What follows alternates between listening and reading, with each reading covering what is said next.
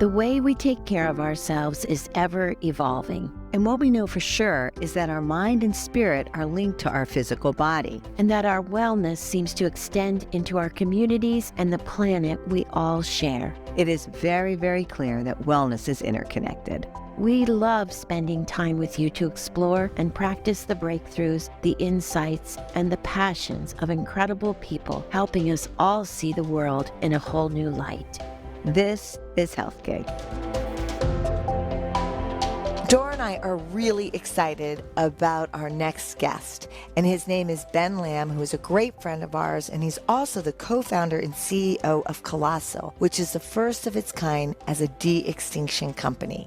Welcome, Ben. Thank you so much for having me. I'm super excited to see you both and talk to you. Same here. We're so excited to have you on. Yes, it's so much fun. Why don't we just begin at the beginning and tell us what is Colossal and how did it come to be? Colossal is the world's first de-extinction and species preservation company. And so we are using a multitude of genetic rescue technologies and genetic engineering technologies to help save species that are on the brink of extinction, as well as bring back keystone species that have been lost to time that are extinct. And it came about just because I'm a curious person. My entire background is building technology companies with much smarter women and men than me. And I reached out to this guy, George Church, who's arguably the father of synthetic biology. I was talking to him about building a synthetic biology software company because that was the world I was in. And I asked him, if you had one project, because George works on a myriad of things, right? He's just so crazy and so amazing. And I was like, if you had one project that you could work on and had unlimited capital, what would you work on? And he's like, I would work to bring back the woolly mammoth and build technologies for conservation and bring back other extinct species. And then the meeting was over. So I thought it was a joke. I spent all night Googling and reading and listening to podcasts and videos of George talking about the mammoth. And it was like this white whale, this like elusive thing that he was always talking about. It definitely needed the right level of support behind it. And so I called him back the next day, stayed up all night. And a week later, I was in his lab and I was like, I guess we have to go do this. We should go build a next-gen conservation and de-extinction company. And you talk about this de-extinction as a way that is going to solve this ecosystem crisis, right? So can you talk about that, the biodiversity crisis, and why we have to do stuff like this? We are very big proponents of conservation. Like, conservation works. The problem, though, is modern conservation doesn't work at the speed at which we are changing the planet. The natural way that like species evolve and adapt is slower than we are changing the environments that they live in, right? And so that's what's accelerating this extinction curve. People are calling it the sixth mass extinction, but it's 100% by man, which is just crazy. The weirdest thing about this is when we wrote the original pitch deck to go raise money to go do this, the stats we had were we could lose up to 10% of biodiversity between now and 2050, which sounded terrifying. But now they've been reforecasted to somewhere between 35% and 50%. And that's only in 2.5 years. Wow. And that's all, like you said, man-made. Yes, that's all. And you'll have some natural evolution, natural extinction events, right? But we are changing everything from like salinity to heat to deforestation. You know, we're eradicating species. We're also eradicating like keystone species, these environmental modifiers that are like absolutely critical to an environment. And we're just like, oh, we don't like them here anymore. So we'll kill just these guys, right? And that has this like trickle down effect for everything. So is that how you decide which species to bring back? Yeah, so we started with the mammoth, right? And so we've announced 3 species. And we did start with the mammoth because of George. He'd been working on it for 8 years. He's very excited about it. And there was a huge opportunity to build technology that could help elephant conservation because there's virtually zero technologies around that. There's an entire ecosystem modeling opportunity to repopulate the tundra and the taiga forest with Arctic adapted mammoths. Wow. Okay. So like break that down. That was like my first meeting with George. I was like, wait, what? Whoa. Yeah, okay. I mean, it sounds so good and we're like all in, but could you break it down a little bit and then also talk a little bit about because of all the research you're doing and the technology you're bringing up, it's going to help so many other organizations. Is that right?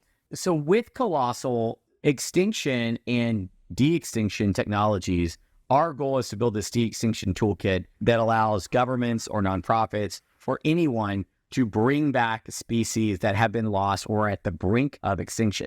But along the path to de-extinction, we are building a lot of individual technologies, which we are also giving to the world for free. So anyone can use any of our technologies for free for conservation. But there's applications to human healthcare. And so we spun out a company called Form Bio last year, which is all about using AI and software to analyze genes and understand the difference and give scientists better tools for comparing genomes and doing research for like drug discovery and cancer research.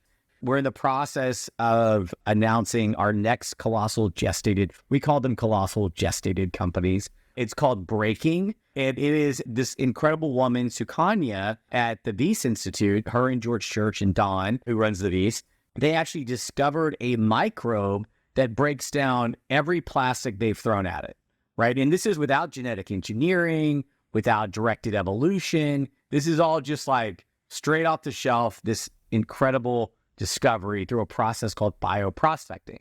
We partnered with the Wyss and with Harvard.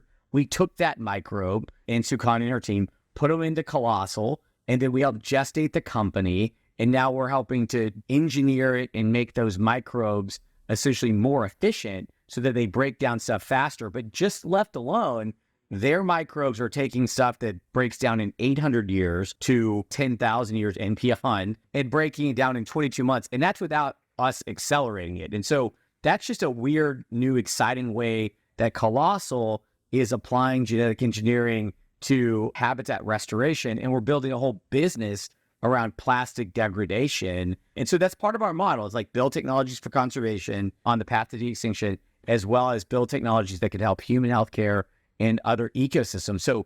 So many amazing things are starting to come out of Colossal, and we're still in the early days. Wow. Yeah. So it's the same technology, the technology that you've created, or I don't want to say you fall upon, but you guys are working on, and you're taking this for different goals, for whatever people think that they can apply it to support the work they're doing. We're getting incredible researchers from all over the world asking us for, hey, could we leverage your genetic engineering capabilities for X? Could we leverage your computational analysis abilities in your software for Y? And then if we find something that, fits with our goals to help biodiversity ecosystems or human healthcare, well, then maybe we'll work on it. We can't work on everything because de-extinction is a lot, but it's cool. It's really great because we're getting to meet so many incredible researchers from all over the world. It's kind of an opportunity for people to gather around. Like you're actually bringing everybody to the table versus maybe what was done before where everyone was working in silos. Yeah, it's really cool because like at first we were like the pariah of conservation where people were like, these guys just sound crazy and weird. And then as we've spent more time with conservation organizations, they've started to understand, think of us as like Colossal while we're focused on the de-extinction side, even if for some conservation goals that may not be core to them. They love that we're like almost this like R&D lab, this research and development lab where they benefit from all of this technology that we develop that then they can go use, kind of like induced pluripotent stem cells in the P53. So that's all new stuff that we are developing. And, when we had a team of like 8 people on that for several years, that's really expensive and that's hard, right? And so we had to spend a lot of effort and top scientists on that. And not every conservation group has the kind of funding to go after that. And so if we can go solve it for de-extinction, give it to everybody, well, then that everybody benefits wins. not just us. Yeah. And can you explain the significance of the P53? We developed what's called induced pluripotent stem cells. So we basically wanted to figure out how do you take a cell and reprogram it back into its most naive state, in this case, a stem cell, then we could take those cells and make any kind of tissue type in the world for that animal. So we're excited about it with elephants because elephants have a limited number of eggs or gametes. And so instead of having to just extract eggs from elephants or any endangered species, we can take our technology and we can make more elephant eggs based off just like a skin sample, right? Which is amazing because that's massively non-invasive for the animal and whatnot. Now with elephants, they get cancer about a fraction of what we do. And many people believe it's because they have this overexpression of P53, this protein. And so as soon as we start editing elephant cells to make a mammoth, right, and engineering these lost genes back in, the cells just die. And it's because they have this overexpression of P53. They have about 7 times what we have, right? We and what mice have. And if you look at their age, size, body weight, and everything, they get cancer a fraction of what they should based on kind of this, like, I think it's called Petto's paradox. There's like this curve of how much cancer you should get if you live so long and you're such a certain size, a certain weight and everything. What's crazy is they just don't. And many people believe it's because of P53. We do too. For us to be successful in creating stem cells and to be successful in engineering elephant cells, we had to figure out how to regulate that, right? And so we had to figure out how to understand that pathway and completely regulate it. And that's something that we can open up to the world. And then maybe other cancer researchers could leverage that to develop new therapeutics or controls for cancer. Is this the first time that any company or anybody has taken this application from animals to human health? Are you the first? I think a lot of people do the animal to human health, but they do it mostly with like what's called model species, like mouse or pigs or whatnot. So there's a lot of animals that have been really studied in the lab. But what's crazy is that some of these other species, like elephants that don't get cancer very much, they're not really studied. Pfizer and other people aren't building elephant labs and studying them, right? And so as we can do cellular studying without hurting the animals at all, and we can also publish all of that, it could glean insights that could be applied back to, mouse and other human trials or whatnot. But you're always quick to say that you guys are not doing things for humans. You're leaving that for others right now. Yeah. Others, yes. Others, and if we glean insights like we did with Form Bio, our computational biology software platform, if we see there's human applications, we will spin that out and then someone else can go run that as a separate company. We will build the technologies for us so that we can use them for de-extinction and species preservation. But then all those other technologies, they can go to the world and be used by other people. We just don't want to be doing genetic engineering. Like the work that we're doing in animals is very cutting edge, and we are not doing any of that for human. But we may have technologies that could apply to humans that some other company could go build on top of. You know what's so amazing about you? Well, there are so many amazing things about you and your team. The transparency. And I wondered, we were learning some about George Church, which he's amazing. What have you learned from him? And I know transparency is one of his really big lessons to all of us. So he is a massive collaborator, massively transparent. And, with George, and what's funny, George is brilliant, but he's actually funnier than he is brilliant. And he's pretty brilliant, right? So he's got the greatest sense of humor. Was it really a cold call? And where has this relationship gone since your cold call? It was really a cold call, and it went great. It was a super interesting call that obviously kept me up all night. What was interesting about it was I'm just super curious, and George was happy to explain everything that they were working on the Mammoth project, and he just got me so intrigued. And so now that conversation has evolved from just a simple cold call to hours every week that we spend together. And I've learned so much from George. George doesn't believe in using the word impossible, which I thought I kind of also agreed with, but I'd never seen it in practice. And George will not let people in his lab say something is impossible because we just don't know. And I think that kind of abundant thinking that anything is possible is just why he is just this magnet of incredible talent. And he has just these incredible people like Ariana, who you've met, who's now leading our Mammoth project. She's incredible. And George just has this philosophy that's awesome. Now, I will say, though, a lot of our calls go off the rails. So we mostly only talk at the end of the day because we're supposed to be talking for 30 minutes on specific things. And then he and I will go on tangents, and then we'll look down and it'll be hours later. And you can't leave us together too much or we may come up with new ideas. It's a fun, weird, I think people would love to listen to just George all day long because he's just great. So from there, you put together this team. How did you do that? How did you know what you needed? And how do you get them to work together well? There's a lot to unpack there. So my entire skill set is working with much smarter women and men than me in building teams, right? And so we looked at Colossal as, and de-extinction is really a systems problem. It's not space hardware or it's not software and things like I've done in the past. I've never done anything in biology. It is a systems problem. You have to solve all the pieces of the supply chain in order to do it, right? Like you've got to solve everything from extracting ancient DNA, building reference genomes, comparative genomics, cellular engineering, cellular health, stem cell reprogramming, genetic engineering, and then obviously advanced embryology. We even have a 17-person team working on ex vivo development devices, right? And so it's crazy to me. We had to really architect the system. That doesn't really look that much different than a software company. And so we try to take a software mentality to building companies and a product mentality of building companies to a biology company. And so what's funny, most people think that some of the stem cell reprogramming or the genetic engineering stuff's the hardest thing we've done. Reprogramming scientists from academia to work in like Jira and Smartsheets and the ticketing system like we run in software companies.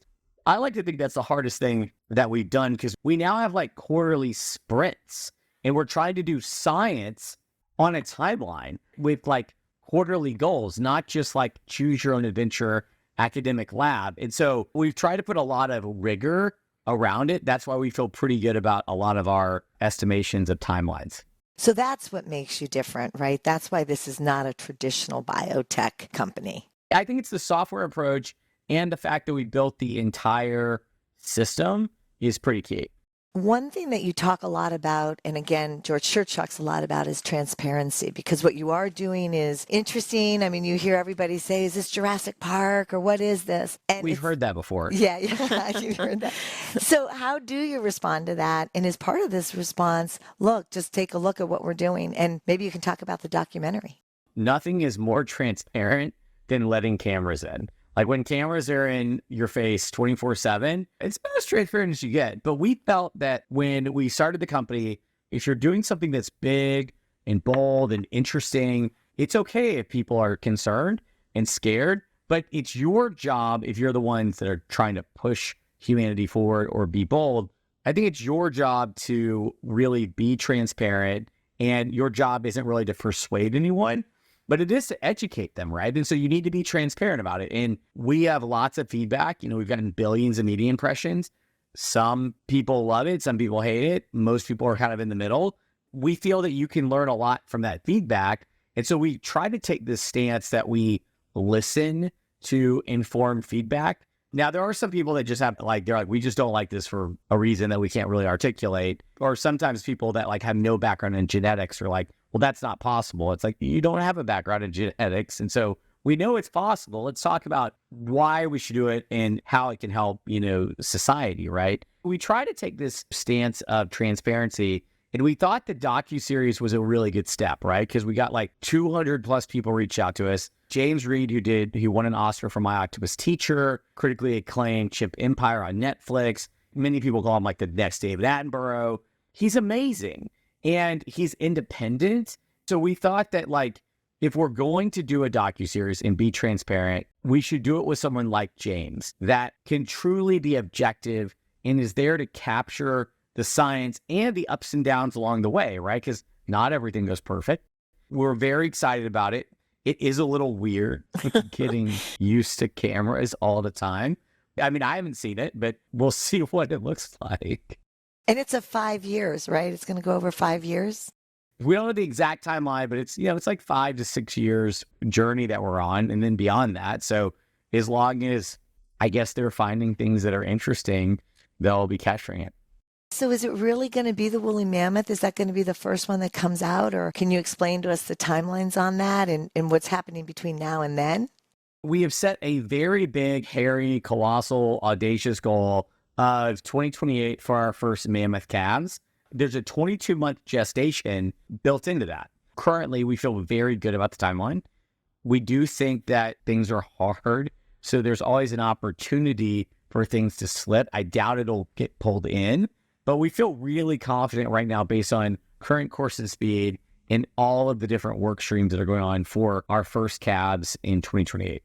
I will say, I can't say what, but I do believe that there's a high likelihood other species could come before. Like the thylacine has a 13.5-day gestation. The dodo is only a 30-day gestation. There's other HDNA projects that we're funding as well that are external in academic labs. So I do think that there's a likelihood that the mammoth won't be the first, just given the 22-month gestation. But it's hard to say who will win the de-extinction race at this time. I heard you talking about rewilding and how you didn't think that was something that you had to think a lot about, and then now have figured out that it is something that you had to think a lot about. We spend a lot of time on rewilding. It's very collaborative, right? So like the difference between the science and rewilding is with the science, you can do it all in the lab, right? Even if you're being very transparent, bringing in cameras and whatnot, but it's somewhat self-contained. Whereas when you think about how do you reintroduce these species back into their natural habitat, you need to involve indigenous people groups, you need to involve local governments, private landowners, industry, which is a weird one you may not think of, but like we launched our Tasmanian Tiger Rewilding Advisory Committee in Australia, and like the Logging Commission, we invited someone from the head of the Logging Commission, because in Tasmania, that's one of the largest economic drivers is the logging industry. And so it's a little presumptuous to think that we are going to successfully rewild Tasmanian tigers back into forest there without hearing their perspective and without hearing the Aboriginal perspectives and folks from the local government and private landowners. And what are the spiritual aspects to it? And the Tasmanian tiger, or thylacine, actually has a role in the Aboriginal creation story. And so when you're working with animals, not only that have a positive impact on the ecologics of an area, but also have spiritual connections to different people and different people groups, well, you have to factor all that in. And so we knew it was important, but we are spending just as much time on the rewilding and conservation aspects as we are in the science, which is crazy. But like the wolves are a good example of... They're a great example. And you call the wolves the keystone, right? That they were top apex predator too? Is right? That would be the same term? And we just eradicated them, right? There's no question on the wolf. It's the same with so the Tasmanian tiger is also sometimes referred to as the Tasmanian wolf. And it was actually on 60 Minutes. We were in 60 Minutes the other day, and they were talking about it. And even 60 Minutes, they were like, they were hunted to extinction, the Tasmanian tigers, even though they're technically marsupials, because they preyed on sheep. They didn't prey on sheep. There's no data that shows they ever preyed on sheep. They actually probably couldn't prey on sheep, maybe a dead sheep, but for the most part, they preyed on smaller mezzanine marsupials, right, in kind of their ecological stack. Same thing with wolves, right? Less than like 0.1 or 0.2% of livestock ever get hurt by a wolf, which is insane, right? Yet there's all of this backlash on wolves. And we get taught as a kid, like, who eats Little Red Riding Hood? The wolves. Who's going to break down and kill the pigs? The wolves, the big bad wolf, right? There was an interesting study that came out last year about these 9 big keystone species, elephants being one, wolves being another one, that was like, if you can just save these species and make more of them, it like offsets all of the carbon that all of our cars are, right? It's crazy, these nature-based solutions. And the wolves got a really bad rap. And they've seen this in Yellowstone. So they culled all the wolves. And I think this is what you're talking about, Tricia. They culled all the wolves in 1925. 70 years later, in 1995, they reintroduced a handful of them. And within a few years, it completely changed even the course of rivers. Because when the keystone predators are there, they don't go after the absolute strong and healthy. They pick off the weak and the old and the disease state, right? So they actually make those herds healthier. They also make them non-sedentary, so they will actually migrate.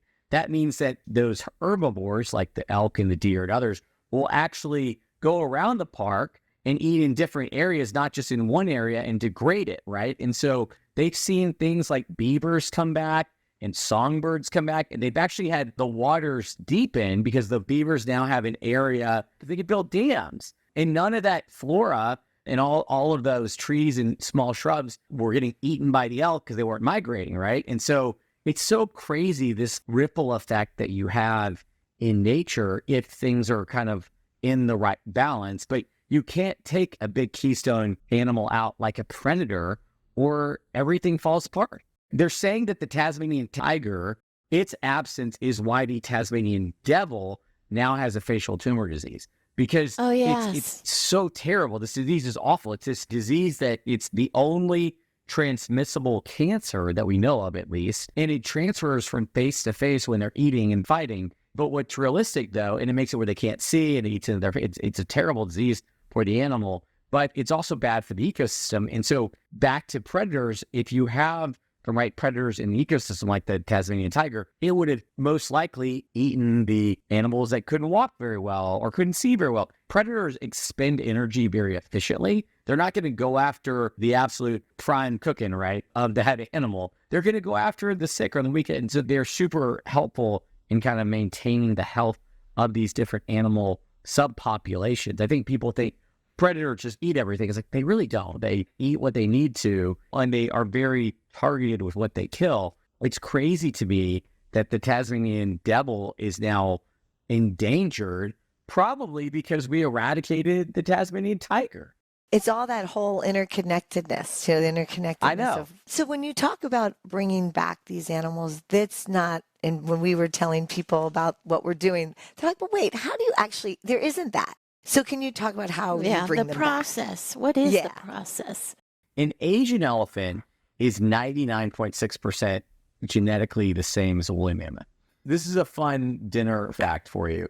Asian elephants are closer related to woolly mammoths than they are to African elephants. That always blows my mind, because I think that African elephants and Asian elephants are close related. What you have to do is you have to go sequence existing elephants so that you can build a reference genome and understand what is their genetic makeup. And then with ancient DNA, it's pretty bad and it's pretty fragmented and it's pretty broken. You have to get a lot of ancient DNA. So we have about 60 plus mammoth genomes now that we work with collaborators all over the world. And then we take those mammoth genomes, assemble them, and then we do comparative genomics where we compare the ancient genomes of the mammoth to that of the Asian elephant and some other elephant species. And that really allows us to narrow in of that 0.4% difference, like what made a mammoth a mammoth. And then we just keep narrowing down and say, what genes kind of drove the phenotype or physical attributes that allowed them to be cold tolerant? So like the dome cranium, the small ears, and obviously the fat layers, and then that shaggy coat that we all think of when we think of a woolly mammoth, right? Which is actually made up of 5 different hairs, which is also kind of a fun fact. Lots of mammoth fun facts at the dinner party. If you invite me to dinner parties, I will talk about mammoth fun facts. Where are you going to put the mammoth once you make him? We are working right now with kind of that same consortium that we're doing in Tasmania. We're building one in Canada and the United States. Now, animals don't see boundaries and political parties and geopolitics the same way we do, right? And so in a perfect world, absent some of the geopolitical issues that the world's currently facing, we would love to rewild mammoths back everywhere in the Arctic Circle. So everywhere, including Siberia, including Russia. And so we are right now just focused on Alaska and Canada, and we're working with a myriad of different groups. But the goal is to put them back into their natural habitats, not just the mammoths, but all the species that we work on. And you talk about the mammoth and he goes back. Just explain why it will help with biodiversity and it will help with climate change. There's been lots of different modeling on this, right? And so I'm going to give you both extremes, and then I'll tell you kind of where I fall. There's been some incredible research that's come out of an area called Pleistocene Park in northern Siberia, where they found that they've been able to lower ground temperatures by up to 8 degrees, which is really important because the colder it is in the winter months, when you go into the summer months, it starts off colder, so it takes longer for it to thaw. And why that's important, specifically in the Arctic Circle, in the permafrost, is because there's more carbon stored in the permafrost than anywhere else on the Earth. It's about twice what's in the atmosphere. And if all of that melts and goes in the atmosphere, we got a bigger problem than the geopolitics that we're dealing with, right? It's a very big issue. These early models, which have been published in these peer-reviewed scientific journals, have shown that if you introduce the right density of cold-tolerant fauna and these megafauna back into that, and you remove some of the taiga forest that gives an opportunity for the grasslands to flourish around, that nitrogen-oxygen cycle is much more efficient. The albedo effect, which is the light reflection effect, radiation from back into space off of the grasses, is about 2 to 3 times that of the taiga forest, and they're about 6 times more efficient than the taiga forest trees. They're not the best at carbon sequestration with that particular type of tree. They have very dark bark, so they almost act as like heat lightning rods, where like heat permeates down through the root structure and actually warms the ground around it. And so that, coupled with the trampling of the snow and packing of the snow, actually allows the colder winter months for that winter air to pierce to the ground and not just to a fluffy insulating layer of snow. A packed version is much colder. You have other incredible scientists that fall on how many mammoths can exist. Can we even get to the right density of mammoths to achieve that, right? What Colossal has done is we've been working with scientific advisors and some of our internal teams, plus external teams, plus some of our advisors. We're starting to put out a series of our own peer-reviewed papers around this, right? And what we believe is it's probably somewhere in the middle. Generally speaking, where all of the scientists do agree is that a more biodiverse ecosystem, especially with keystone species and mega herbivores, is a healthier ecosystem. We see that in Africa with forest elephants, we see that in savanna. We see that all over the world.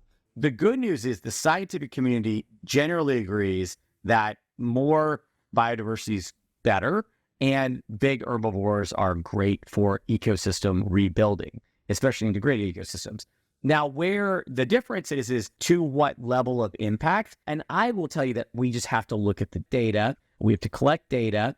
I think the early modeling is very interesting and promising. In our first paper that's coming out is another modeling paper that just shows how many mammoths could exist at what latitudes, so we can understand what density modeling could look like in different regions. And then I think you continue to extrapolate that and build a better and better scientific case. But not a lot of people have done this yet.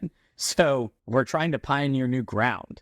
And it seems like all this information is going at lightning speed, that everything's changing all the time. How do you wrap your arms around it all? Everything is changing all of the time. The laws are changing, the conflicts are changing, biodiversity is changing, the technologies are changing, right? And so we try to just continually work with the top academic labs out there. We work very closely with the United States federal government. We try to work with all the top conservation groups. So we just try to listen as much as we can and then also educate on what we're doing, right? And get that feedback. And we probably wouldn't be a part of the Northern White Rhino Rescue Project unless we were open to giving them so much feedback of what we're doing and then listen to them and they say, oh, the work that you're doing to bring back the mammoth, helping us with the Northern White Rhino is a layup compared to what you're working on. Can you apply some of those genetic rescue technologies? So now we are the genetic rescue partner for the Northern White Rhino, which is amazing. We don't have to wait till we get to mammoths or thylacines or dodos to help today. We can help today. That's awesome. Something comes from today, and then you don't even know what the next thing can be with these partnerships, what could come from them. I guess the thing, too, that we wanted to talk about, and you talk a lot about this, and that it's really important to listen. And sometimes it's better to get those that aren't supporting you and hearing them and understanding them. So talk about the ethical issues of this and what are you up against and how do you feel?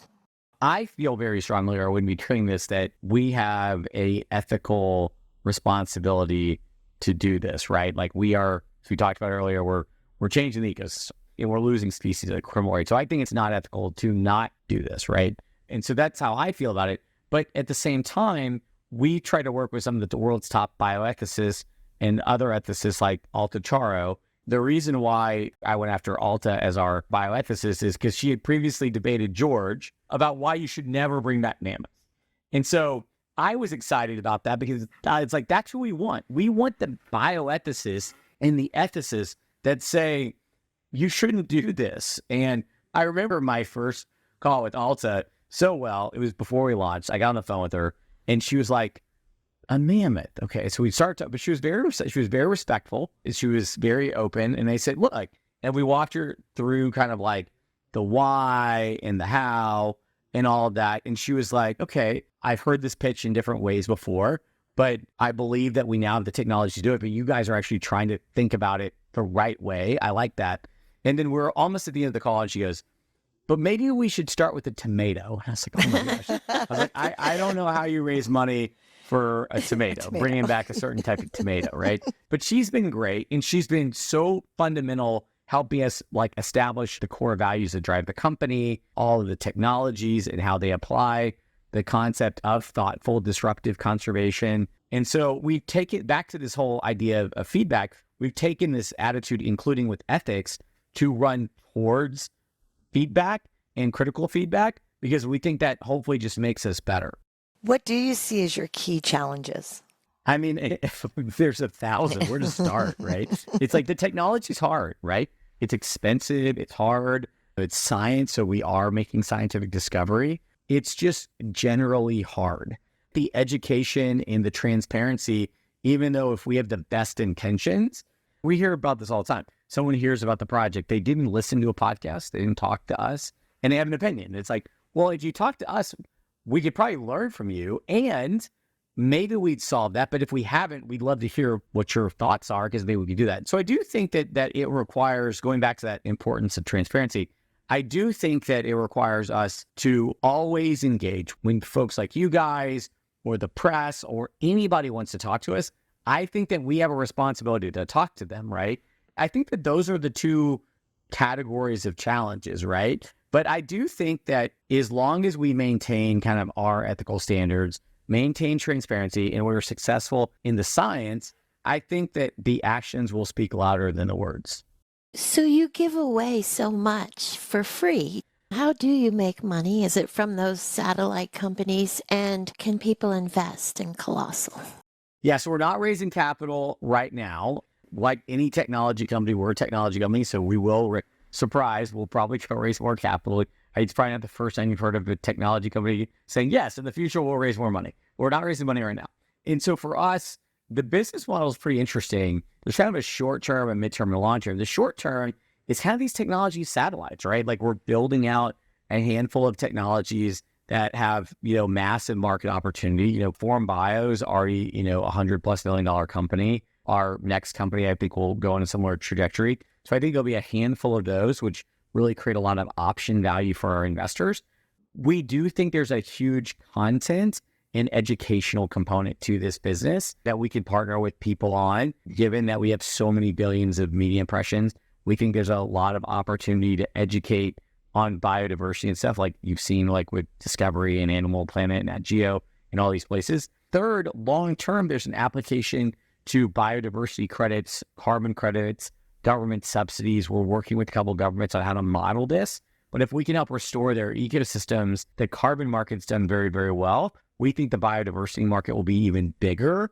And we think that we can help shape what that looks like on protecting species and the value that goes alongside of it. So we kind of have like 3 core revenue streams, but there'll probably be more. But those 3 are the ones that I think we spent the most amount of time on. So out of all of the companies that you've started and have had all the success, how does Colossal rate? It is the most amount of time, the least amount of revenue, the most fun, and the most work, right? It's definitely the hardest of anything I've done. It's definitely the most interesting. And I just get to work with so many people that are so intelligent and so smart. Like you guys sat down with Ariana. She's amazing, right? Oh my God. I get to talk to 150 Arianas every day. And so it's just cool. Are you sleeping much, or are you? Is it just? I do sleep a lot, so I try to get 7+. I do have my Oura ring. I do try to balance certain things, but I try to get at least 7 hours every night. I'm very passionate about that and working out. It's like if I don't, things start to fall apart very quickly. The 7 hours may not last long after baby comes. We're still negotiating that, so we'll see. So Ben, amazing what you're doing. We love you and we're impressed by everything you do. We love Sarah too. I want to have that on the record. We just thank you for being with us. Thank you guys. I love you. You guys are amazing. Thank you so much for having me. This is awesome. Thank you for joining us on Health Gig. We loved having you with us. We hope you'll tune in again next week.